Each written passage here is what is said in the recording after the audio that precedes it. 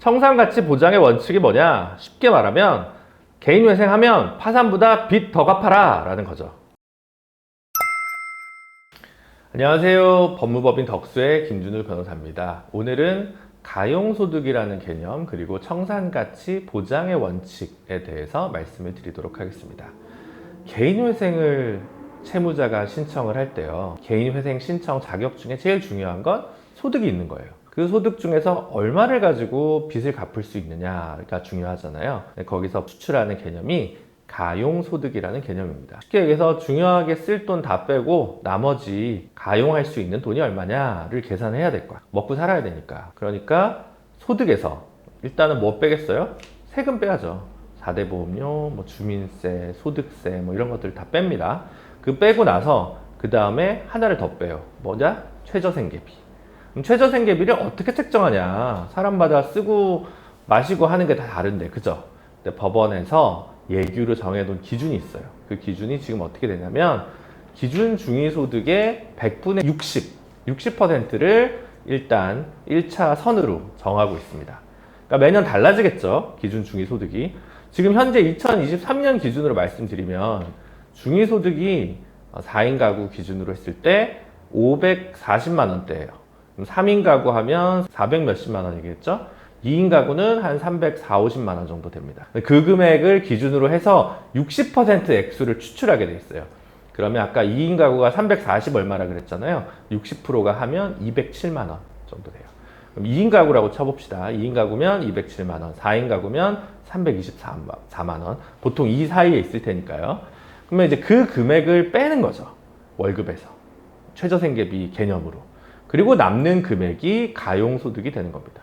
그럼 그 가용소득 가지고 빚을 갚는 거예요. 그 빚을 얼마나 갚느냐? 일단 기본 3년.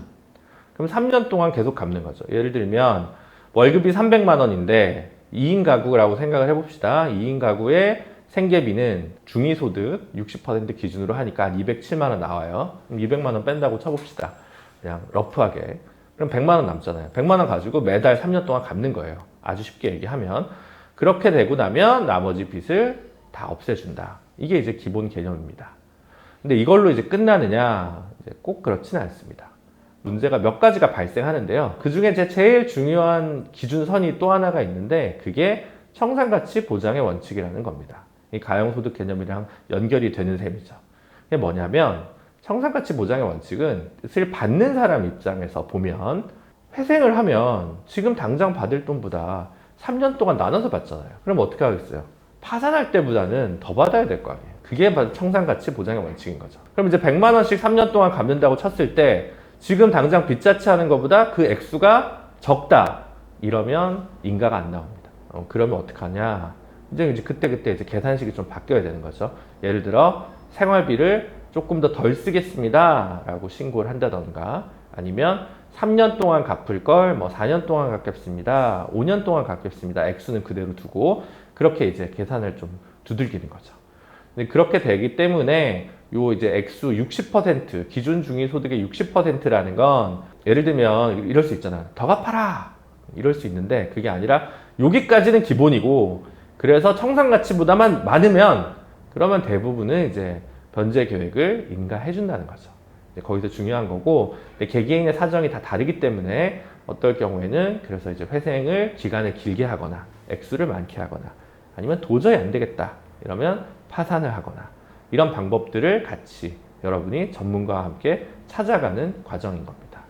그래서 일단 기본적으로는 내가 어느 정도 갚아야 되는구나 라는 감각을 익히시라고 이 가용소득이라는 개념을 말씀드린 거고요. 근데 그 금액만으로 끝나는 건 아니고 최소한 파산보다는 많이 갚아야 된다. 그걸 어려운 말로 뭐라고 한다? 청산가치 보장의 원칙이라고 한다. 그래서 개인회생을 준비하실 때 이 내 가용소득이 얼마인지, 그리고 파산했을 경우에 생기는 가치를 청산가치라고 하는데 그 금액이랑 비교해가지고 조금 더 상회하는 변제 계획을 어떻게 낼 건지, 이런 것들을 저희 변호사들이랑 같이 하나하나 이제 만들어 가시는 과정이 개인회생을 준비하는 과정이라고 말씀드릴 수 있을 것 같습니다. 네, 그렇게 오늘은 가용소득과 청산가치 보장의 원칙 말씀드렸고요. 궁금하신 사항이 있으면 저희 법무법인 덕수 전화번호 지금 자막으로 아마 나가고 있을 테니까요. 언제든 궁금한 거 상담 필요하시면 요청해 주시면 되겠습니다. 다음에 저희는 또 개인 회생 또는 파산과 관련된 또 다른 중요한 문제에 대해서 영상을 준비하도록 하겠고요. 이 정보가 유익하셨다면 좋아요와 구독을 꼭 눌러주세요.